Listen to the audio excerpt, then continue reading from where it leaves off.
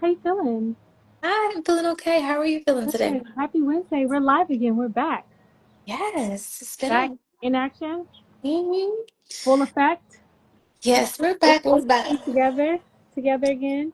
Yes, like this is like our ninth or 10th live Is it? release. We're going on What is summer, that? girl. We're doing good. Hi, Isha. Masani. Welcome, darling. So happy Wednesday.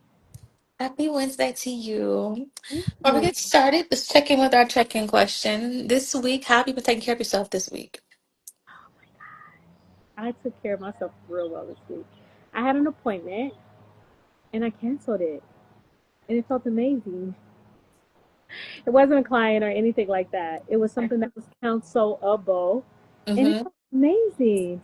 I was like, so I just woke up and I was playing with my daughters and my son too, but mostly with the girls. And I was like, this feels really great this morning. I don't want to not do this right now. And I just decided, so I sent a little message and I was like, I'm actually not going to be able to make the appointment today. I realized that a cost may occur and Yeah. it actually cost didn't, but I was willing to pay the cost, and I canceled the appointment, and it felt incredible. It felt empowering, and I got to enjoy the day. Like slow, it Good. was great. How That's about how you you? do it. What have I done to take care of myself? This morning I went to the gym. I haven't been in a while. Like, oh. So I went to the gym the first time in a while, did a full body workout, Ooh, love for body. um, did some cardio, Uh huh. with my body movement. I believe that movement is medicine. When you work out, you feel like, oh, I didn't want to go, but I leave out, oh, that felt so good. I always leave like feeling like I did something amazing. Like working Yeah, out really is good for your body and your soul. So I'm so gonna do it good. more often and more consistently. But I did it Hmm. today and it felt good. It felt great. Yeah. What type of workouts you do? What do you like? I like doing so I do sprints and on the cardio, so I like walk for 30 seconds and then run for a minute, back and forth for like 20 minutes, and then Uh, I'll do strength training using weights, just regular were and you an athlete? no girl, Uh, not at all. did you enjoy a good sprint every now and again? Not at all. I just know that the gym is where I need to be. The older I get, Mhm. should have been doing this. I wish I was an athlete, but in high school I was in the books. I was a nerd. I was Yeah. reading all the things. Yeah, yeah, yeah. So gym time to carry yourself physically. Mm-hmm. Awesome, awesome. I enjoy a good gym time. I try to go at least 3 to 4 times a week. Yeah, Good. That's yeah. my intention, but I sometimes it's like, try. I try. Yeah, I yeah, generally can get in 3 times. I generally can get in three. 3 times. Yeah, yeah, and I always feel amazing. You know, we already know the health benefits. Mm-hmm. That's like Mm-hmm. not. Should go. Yeah. Speaking of health benefits, we have a really interesting topic today, Crystal.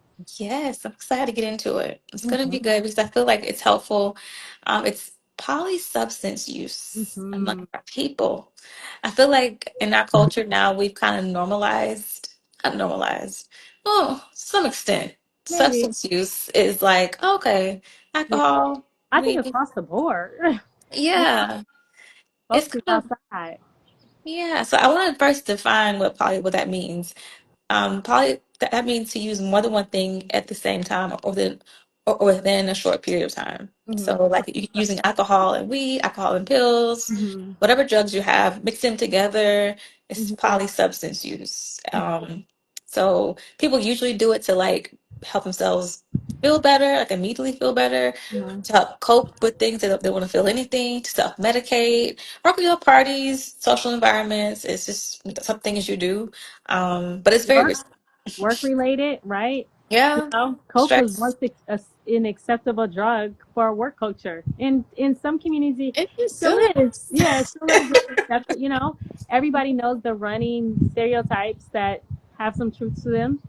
Mhm. That coke use, Adderall, right, Ritalin, consider use amongst the finance world, lawyers, that it's an acceptable drug. So polysubstance use is interesting, right? And as clinicians, we choose the word polysubstance to use because we understand that there are cases where people may need to use multiple drugs. We might call it a cocktail for various reasons, right? So Mhm. we're not going to go into detail about people using substances that are prescribed in the sense of Right. doctor prescribing multiple substances. That's not generally what we're talking about in this case, right? But when Mm-hmm. we're talking about polysubstance, ideally, what would be misuse Mm-hmm. with the most appropriate term, but it's just mostly you. The word use is what's used clinically, right? Would be the Mm-hmm. most appropriate term. What's happening is exactly what Crystal said, that people are self-medicating. People are, sometimes people are trying to numb feelings, and sometimes they're actually trying to feel feelings. We don't talk about that enough with multiple substance use. That people, not everybody's trying to numb. Some people are trying to actually feel because they have a hard time feeling. So that aspect is important too. Hmm. Yeah, people using it to amplify the ups or the downs, whether Hmm. it's alcohol and weed or alcohol and cocaine, whatever it may be, they want to feel whatever something is. Hmm. But there's also so many risk tied to it, whether it's overdose or it impacts your brain chemistry, or Hmm. you get make terrible decisions sometimes when you're using those things. But it Yeah. definitely affects your memory loss. Like how Hmm. many times if you heard someone say, "I blacked out," and it's like, Yeah. oh, well, that's not quite normal, but are you okay? Like, it's Right. like, I was Right. fine, I blacked out, I had a wild night. I'm like, well, what Yeah. happened? I don't know. I was like, oh Exactly. gosh. Yeah. Yeah. And that's why across the board it's interesting drug use. There's a professor at Columbia Psychiatry. I didn't work directly with him, but I worked with him at New York State Psychiatric Institute, New York Mhm. Department of Mental Health, and he's a prolific professor. His I think first name is Carl, last name is Hart. I know for sure his last name is Hart, and he has a book called Drug Use for Adults, and it's about how to use drugs as adults. Now it's a very interesting. And he's got millions and millions of dollars in grants to study substance use, and he's Wow. got drugs to study substance use. And so, Mhm. our job as therapists are not to be the moral police and to be the moral code. But I think there's conversations, not I think, I know, there are conversations that need to be had about the consequences of drug use. In Mhm. certain culture and context, and I don't necessarily mean culture based on ethnicity, but it could be the case too. Like there's contexts where alcohol use is very normalized. You hear it all the time with Irish people, right? The drunk Irish or the drunken Irish. I mean, they're known for their pubs, Irish pubs. We Mhm. spent some time in London. I taught there a few summers ago, and the pub culture in London is like, it's huge pub culture.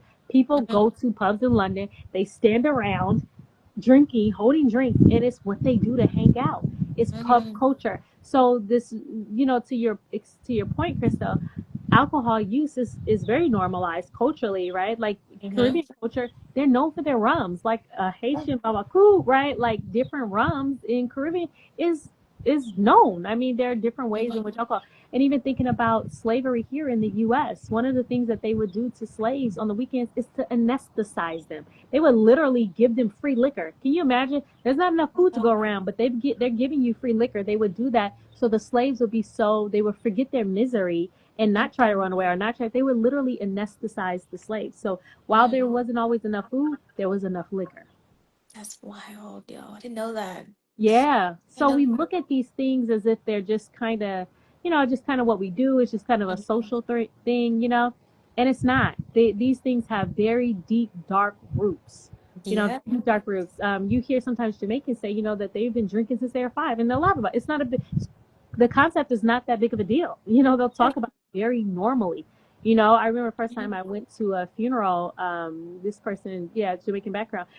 I had never seen. I come from Baptist culture, so I had never seen alcohol in the church. I mean, first of all, that's not to say these Baptist folks was drinking. I want that to be clear. I'm not saying, I'm not saying the deacons was in, okay. So we're not Right. saying that, but I had never seen alcohol in church. It was just always a thing you would never see, and it was just very normalized. And this was like an Anglican church, you know. Yeah. So, and I'm not. My point is to not like pick out specifically. I'm saying that across the Mhm. board, we see alcohol use as a very normalized thing, Mhm. right? People tell you that, yeah, I've been drinking since I was 5, and they'll think nothing of it, right? Yep. I think is it in Europe their age to drink is lower. It's 18 or Yeah, something or 16. yeah. Something that's like, oh, France it's specific. not that serious. But and Yeah, also they drink wine with almost every meal. It's like, yeah. okay, you drink. your dinner, you got a glass of wine, and it's like a Yeah, normal thing to do. yeah, But I think in American culture, it's a little different. Of course, yeah. we're more strict in our rules over here. But I'm curious to know how you think it shows up in therapy with clients who don't really, who either minimize their use or Mhm. don't really acknowledge, oh, like to them, it's just like, oh, whatever, a little Yeah, cocaine after work, no big deal, a little, yeah. whatever it is, Are it's like, socially doing coke, it's right? just fine, and it's just like, they don't think it impacts their emotional well-being or their brain Mhm. chemistry. It's just like a social thing to do. Mhm. But Mhm. it does affect your mental health state. It affects everything. The fact that you actually think you quote unquote need it Yeah, to function. That's the yeah. first concern. Like, why do you need this substance or Mhm. all of them to get through your day? Well, and for some people, they normalize it because it's across the board culturally acceptable, and in many Hmm. cases, it is. Okay, let's just be honest about that. And then Yeah. the other aspect that becomes important to people is that it's commercialized, right? Like after work, you have a glass of wine. Right, it Hmm. becomes this thing of like, oh, even in Christian context and culture, as long as you're getting together drinking wine and you're not getting together drinking Carlos Roxy or Moscato. Jack Daniels. Yeah, Jack Daniels, right? Like which was stolen, right? Like it becomes a whole other thing. Now, if it's Patron or it's tequila, then it's seen as bad. So there's a class system Right. amongst alcohol use, and of course, since we're Hmm.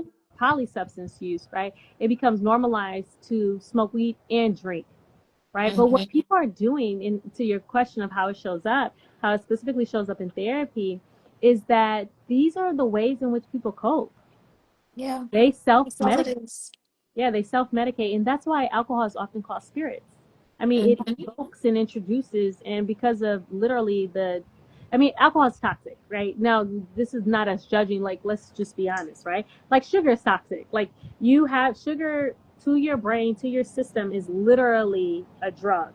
It's not Hmm. good for you across the board. Now, we can break it down more, like maple syrup compared to refined. Obviously, it's Hmm. better. Like, fruit sugar, if you were to blend up, I remember when for my oldest, I don't do this so much for the next born, but for my Hmm. oldest, I wouldn't give him jelly. I would like take strawberries, I would blend the strawberries. And obviously he liked it like the first few years or something, and then he was like, he figured out the difference. Like, girl, stop playing Oh, with give me me. some sugar. Yeah, yeah, this ain't it. God, he went to a phase where he was like, I don't want peanut butter and jelly, I just want peanut butter. My husband was like, please get Oh, this little boy some jelly, right? So, but just say you are the first kid, everything is like, yeah. and then you be like, yeah, we good, right? We pray over their bodies.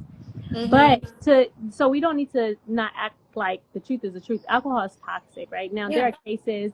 Oh, hi, Esther. Hello, Hi. everyone. Hi, Ruth. Hi, Kyla. My cousin's here. Hi, Kai Kai. Love you. Right? So we don't have to act like we don't know the facts. Alcohol is not good for the body. It's not good for the mind. Now there are cases where we can talk about wine, certain wines, the way it's made, and the type of wine can actually be Hmm. helpful. Yeah, but you can. That's like saying, okay, strawberries are better than red. I'm looking at the bell peppers in my garden. Red bell peppers. Well, you can get antioxidants in different ways. You don't have to get Hmm. from wine. So I think that's part of the conversation is that people aren't honest about what it means to actually drink. Hmm. People are not Because honest. yeah, I think because again, culturally, it's normal. It's in our music, it's in our media. Everything is just like alcohol or any substance use is like people just do it. Oh, you People just just do it. fun. It's a what do they call them? Party favors. Yeah.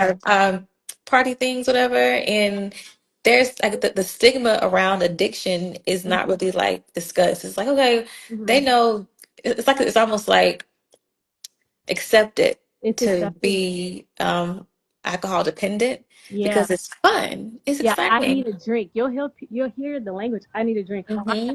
a long hard day. I deserve a drink. Mm-hmm. Mm-hmm.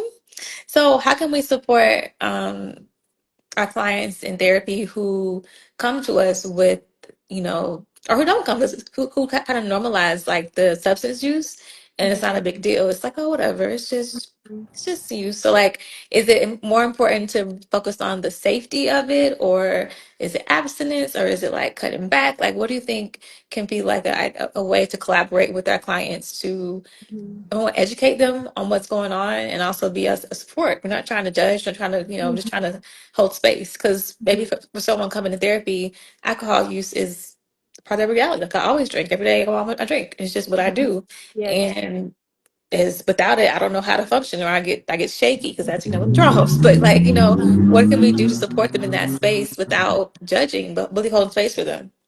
Yeah, so obviously our job as therapists is not to be the moral police. So we don't have understanding that as therapists. So if I'm speaking to the therapist, understanding that our role as therapists, again, not to be the moral police, number one. Number two, we don't hold moral authority over this. They're like Right. if you're Catholic and you go to church, they drink wine in church. So understanding that when you're making these decisions to drink or to not drink, to understand why you make those decisions, or to drink at certain Mhm. times, limitations, helping a client understand why they're making the decision that they're making, whatever the decision is always the start, right? Part of what we're Mhm. doing is we have all these thoughts and connections that the client is making, or all these thoughts that the client is having. It's our job to help the client make the connections on what Mhm. they're thinking, why they're thinking, when things come up, what it may mean. We're helping Mhm. to unravel it. So we support you wherever you are as therapists, right? That's like our Mhm. job, to literally support you.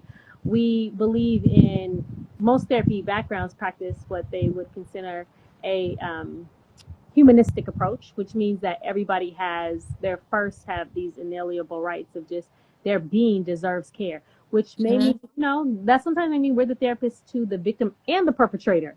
We're the therapist Mhm. to the perpetrator, right? We've Excuse all me. been there. Yeah, bless you. I've had clients Yeah. that were perpetrators in many regards, right? So I say that to say Mhm. that our role is to support you wherever you are. Mhm.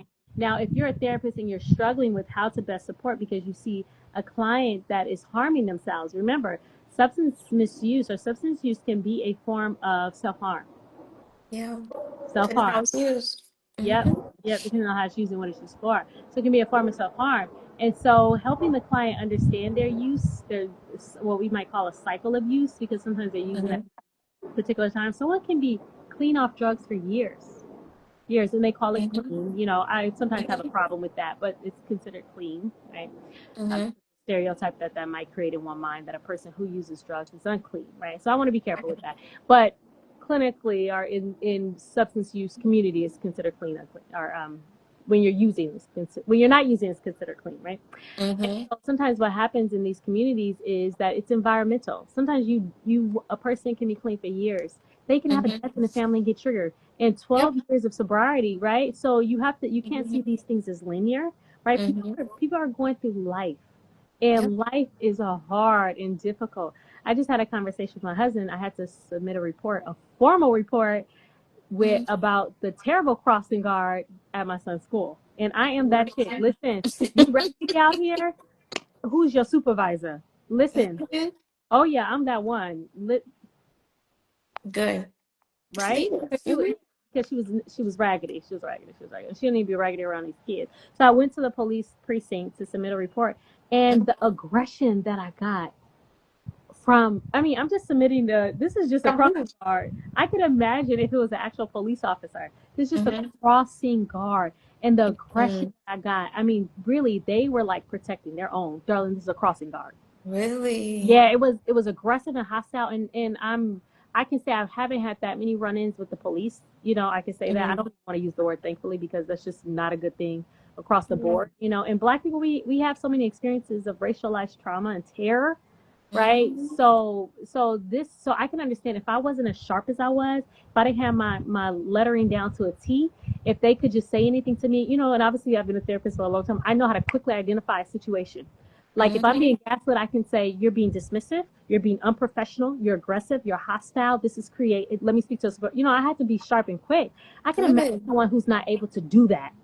They're Right. going to turn to things in order to anesthetize things to feel better in Mhm. that moment. Now, I could Yep. quickly identify what was happening and how it Mhm. was dismissed and gaslit, but I could imagine a person who don't have years and years of training and the ability to Mhm. do that.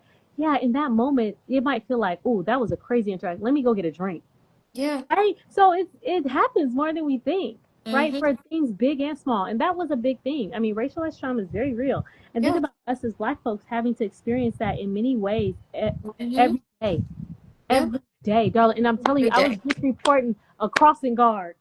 Every day though. And then that alcohol, that drink, what it actually physically does is a downer. It kind of suppresses your nervous system. So Hmm. you physically feel better. Like you don't feel Yeah. the tension. You don't feel the stress. You just feel more relaxed. And so people crave that. But Yeah. really, we can get that without alcohol, actually.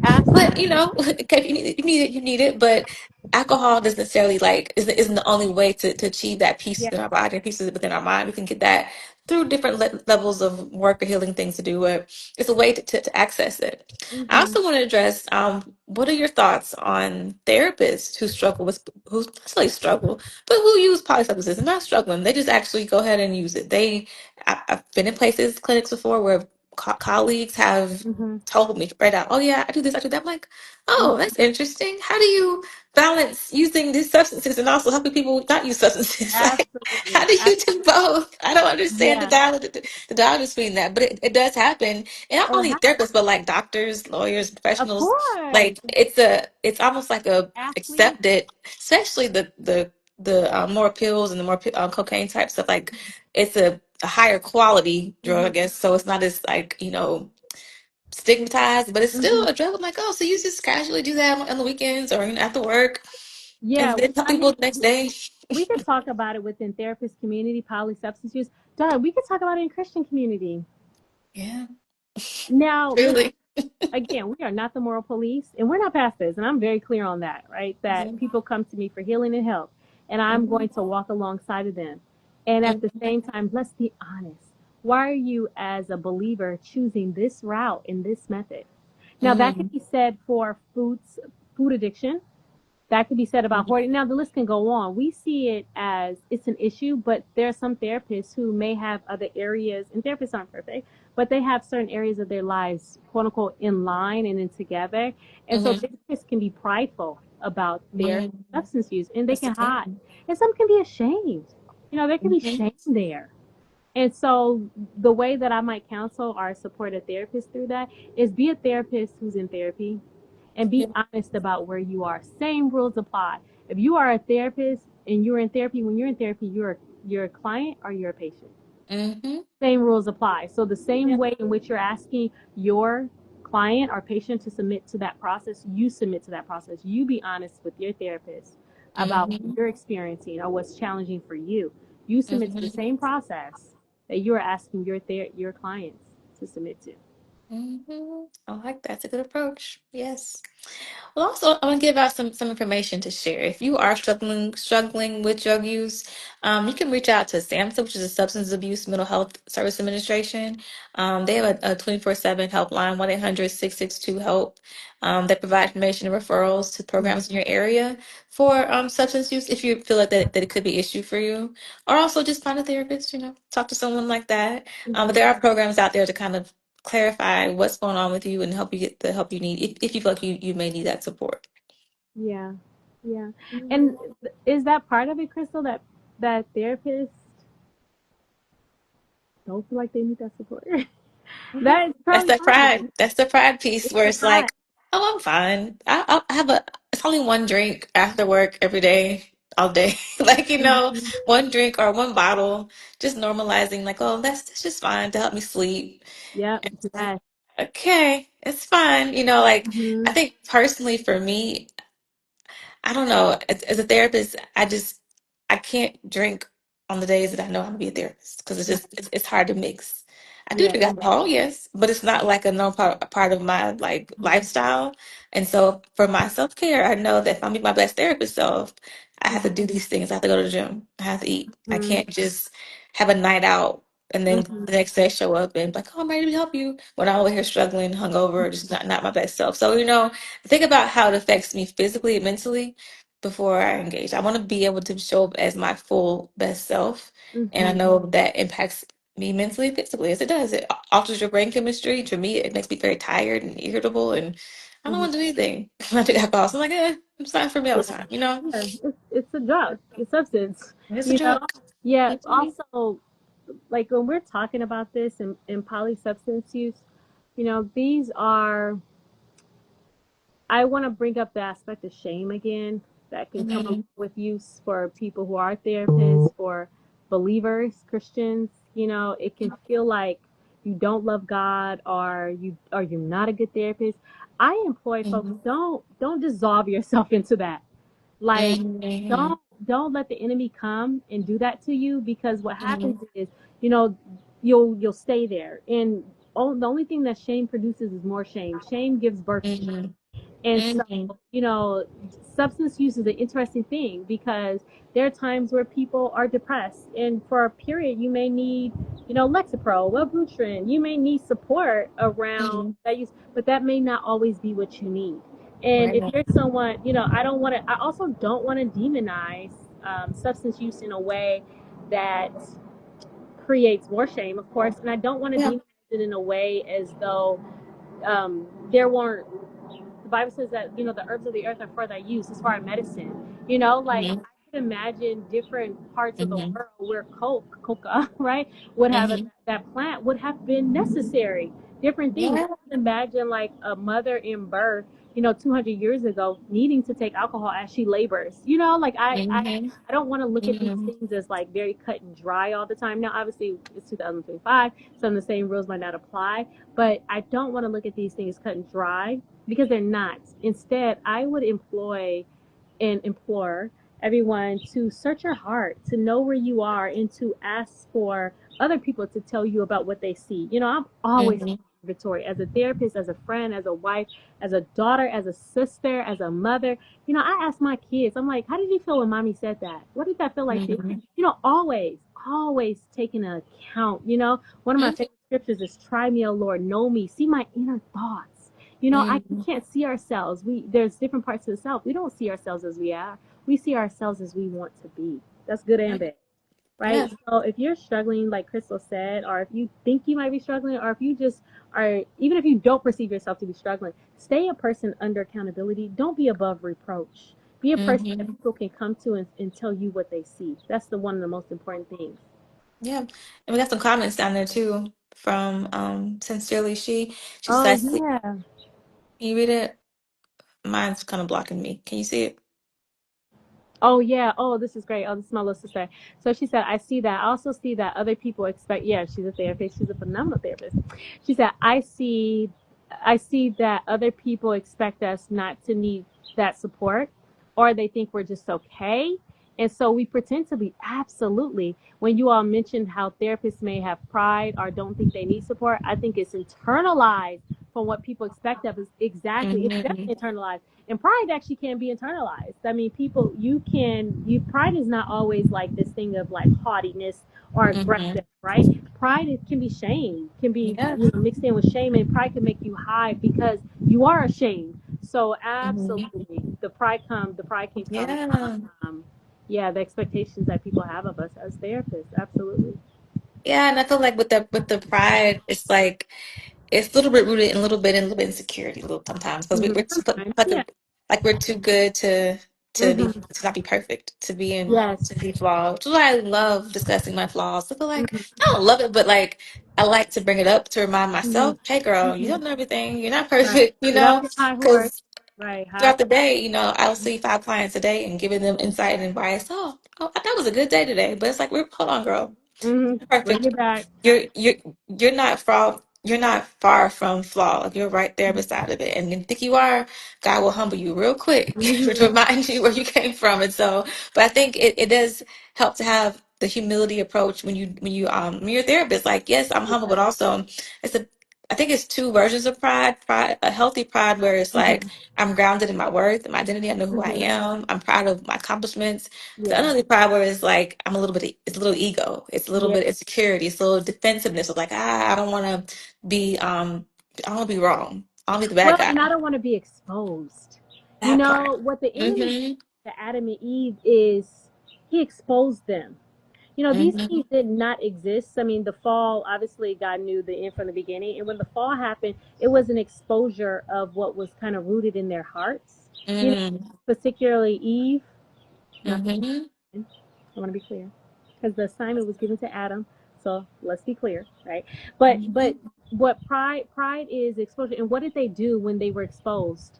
They hid. Yeah, And so shame. again, yeah, they hid, right? And he's, yeah, naked and ashamed. And shame, there you go. And Shame will make shame. you hide. Pride makes Mm-hmm. you hide. And so many people are hiding. Their pride is not like, oh, I'm all this, or I'm all that. That's not that's ego, more or less, right? And so, Yeah. like you said, it's the other end. It's the inflated view of self, right? That's the Mm-hmm. ego operating. There's a pride that can operate from shame. I Yeah. told my middle daughter Kamala, which not to be confused with Kamala Harris. Her name is, my baby girl name is Mama. Kamala. Is we were extra, extra, extra black and blended our names like Black Hearts do. Her name is Cam with the A and La. So Kamala, Mama. my husband's name and my name put together, Kamala. There's.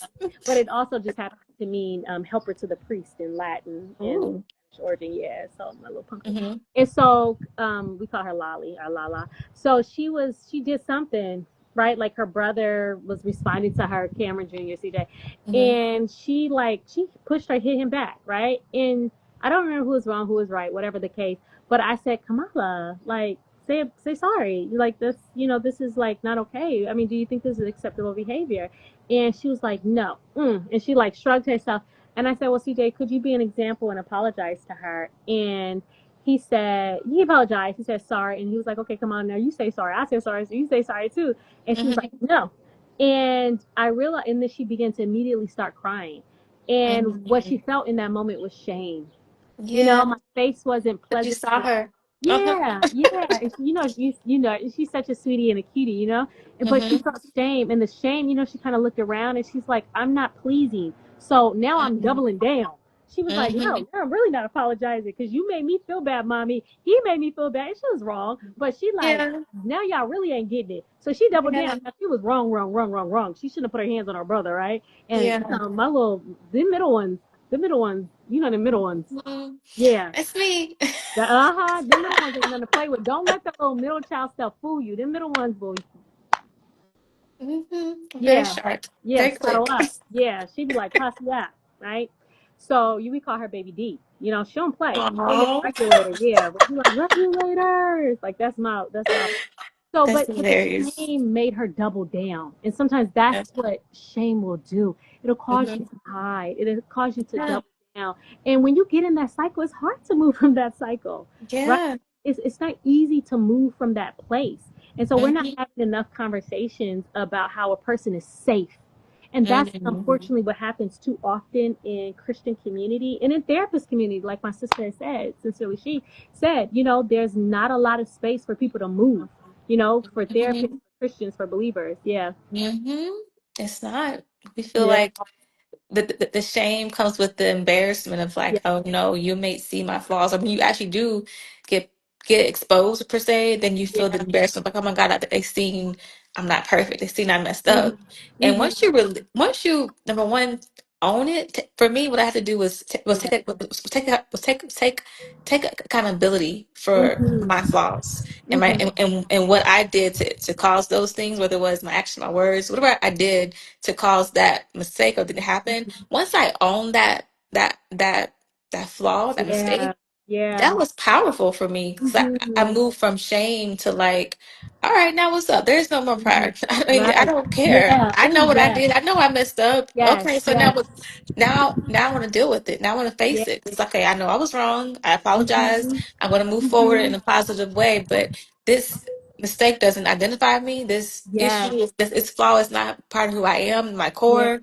It was a Yeah. part of my journey, but it's not like I'm going to move forward with the identity. It's like, oh, she is, I don't know, Yeah. she is disturbed, whatever. Yeah. Yeah. Yeah. Yeah. She's And a messed up. She's a mistake, whatever. yeah. I'll move forward and empowered and control. Hey, I messed up. I owned it, Right. and now I'm not going to walk in shame or embarrassment. Yeah. So when it's exposed by someone else, oh yeah, Yeah. I did that. I said Yeah. that, and now Well, what? and you you bring know? you bring up a good point of the aspect of like the power that's associated with not being exposed. One of my favorite scriptures, Jesus says, "Sin can't find nothing in me." Like sin can't Mm-hmm. find nothing in me. Right now, obviously, Jesus was sinless. Right? There was nothing. But when we're righteous before the Lord, I don't care what you did last week. I don't care what you did a minute ago. If you present yourself before the Lord, you are righteous in God. You are Mm-hmm. righteous in God. And in that moment, Satan can't find nothing in you. I love right? that. Like, so I love Mhm, that you bring up the aspect about power, right? I grew mhm, up in a Baptist church, and the way we used to close out a prayer, you would say in Jesus' name too, but you'd be like, by the power invested in me, meaning mhm, my Father in heaven has given me power from on high. So I mhm, speak in that authority. And so you bring up a mhm. good point about the power that we have to own those Yeah. things. Yeah. And I Mhm, love that Paul, that in the Bible, in the New Testament, we don't know what was the thing that kept Paul. You know, he says that it was a thorn mhm, in his flesh. We don't know what that thorn was, and praise God, because we can fill in the blanks with our own stuff. You know, that there will be mhm, something to keep you humble. You know, me and my friends joke about our different things. Like I have a friend who has gorgeous cheekbones, right? Like, and mhm, I joke sometimes about my legs. I love my legs. I have strong legs. I play tennis and ballet. Where I be like, yeah, I have nice legs, but I didn't get this, right? Like we play mhm, across the board, like, but we don't have to show up in those ways. That's our own narratives and stories that we tell ourselves that we have mhm. it all together. We don't. Everybody don't get everything.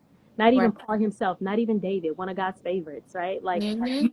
we don't have it all together. And acknowledging that, to your point, Crystal, is in part extremely powerful. Yeah. We're Yeah, very powerful it's people. healing. I love the power that we have. People realize how much power you actually do have. There's power in your tongue, there's power in your thoughts, and in your actions. Because you Absolutely. control all of those things. You control all those things. All of them. Even when you fuck you die in control, you are in control of Yeah, this piece. You know, we can control the outside, but the inside, our thoughts, our actions, our behaviors, we have the power, which is the control, yeah. to move those things around. Whether it is I'm gonna think this, I'm gonna think that, I feel this, I feel that, I move this way, I don't move that way. We get to decide that. And so for me, when once you take accountability for your own actions, good and bad, Mm-hmm. can't nobody test you. Can't nobody try you. It's Yeah, okay. You yeah. said this about me, now what? Exactly, and it's true. Yeah, I was this, I was that. Okay, Mm-hmm. so was Rahab. Rahab was a hoe. Guess what? She's a prostitute. Yeah, she's a Yeah. prostitute. And I use that flippantly. She was. She was a Mm-hmm. prostitute. And guess what? Through her lineage came a nation. Mm-hmm. Like we hold. These are the stories that we tell ourselves. These are not Mm-hmm. the stories that God tells. They're not. Yeah. Yeah. So I guess that's the proper time to bring Yeah. ourselves to close. Yes, yes, yes. Yeah, we got some good feedback. Folks is on the line. To a Yeah, brown I girl said, love it. laugh out loud. Middle child supremacy. I'm telling Woo you, woo. I'm middle child too. I'm definitely middle child. The only reason why I didn't escape middle child stuff is because I'm an only girl. Oh, So me I was, too. Who has that? yeah, Me too. yeah. I'm a sister with five brothers. Woo. And little sister said, sincerely, she said, I don't want to be exposed. Pride operating from shame. Wow. Yeah, yeah. Mhm. Repeating what we said. Absolutely. Pumpkin pie is here. That's my quad. Hey, Booski. Yeah, yeah. We had some great feedback. So, guys, we're here every Wednesday at 12. Okay. Sometimes give us like a minute Yay. or two. We're navigating stuff sometimes prior, maybe a session, right? So give us a minute or two. But yeah, we're here every Wednesday at 12, right, Crystal? Mhm. Yep, check us out. Things to come, please. Yes. If you want more information, please follow. Sign up for oh, I'm sorry. I have a wait list for therapists for retreat coming next year. Link is in my bio. My journal is coming out soon. I got the first cover Okay. today. It's really beautiful. Super excited to Oh, release it. very And yeah, so coming. Also EMDR sessions are open as well for August. Mhm. Yes, yes. And I want to make this little point. You know, we have folks that follow us from all over the world. Like, check Mhm, in. You never know what we can kind of situate, put into place. We believe people have the access. They have the right to access quality care. So mhm, don't let our locations kind of get you tripped up. We'll see what we can do. What we can work out or make connections. Okay. mhm, So what do I got coming up? Okay, so I have some good stuff coming up. We have a coaching and leadership academy to support mhm, believers who need help navigating how to incorporate their Christian principles into their faith, mhm, into what they do across the board, specifically their careers, their life mhm. purpose. So yes, our Christian Coaching and Leadership Academy, connected with Black Christian Therapy. We have another book club coming up. We have some good stuff. So check us out, right? And then Crystal, we already gave y'all a little preview of the sanctuary session, which is our page together. Okay, Yes. so right now we're operating from our individual pages, but we have some good Mhm. stuff coming up from our collective page, which is called the Sanctuary Session. We believe you can create sanctuary wherever you are. There should be sanctuary Amen. inside of you. Okay, Mhm. so we have Crystal Brother has done some amazing work for us. We have our logo, all kind of good stuff, goodies, goodies, goodies. So stay tuned. We'll be asking you all. Well, they can follow now, right, Crystal? The Yeah, you can Sanctuary follow now. Session. Yeah, go Very follow us. session. The Hmm. Sanctuary Session. All right. All right. Love you Thank you all. Love so you. much. Yeah. So, Chris, I'll see you, darling. We'll be in Right. touch. See you next Bye, week. everybody. Bye.